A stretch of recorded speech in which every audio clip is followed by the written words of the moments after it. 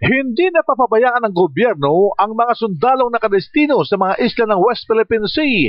Ito ang tiniyak ng Armed Forces of the Philippines. Sinabi ni Colonel Edgar Arevalo, ang opisyal ng tagapagsalita at commander ng Philippine Navy Civil Military Operations Group, na lahat ng pangangailangan ng mga sundalong nakadestino sa mga isla ng Spratly Island, partikular ang nasa isla ng Pag-asa, ay kumpleto na mga pangangailangan. Ayon kay Arevalo, noong Lunes ay tumanggap ng mga donasyong care packages ang mga sundalong nakadestino sa West Philippine Sea. Ito ay malugod na tinanggap ni AFP Chief of Staff General Hernando Riberi.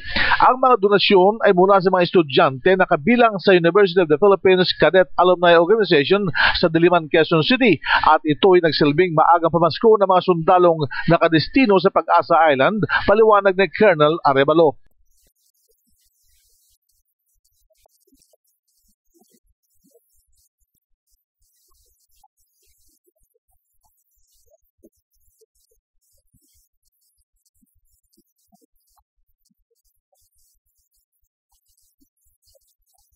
Nangako si Arevalo na iba yung paglilingkod sa bayan ang kanilang gagawin.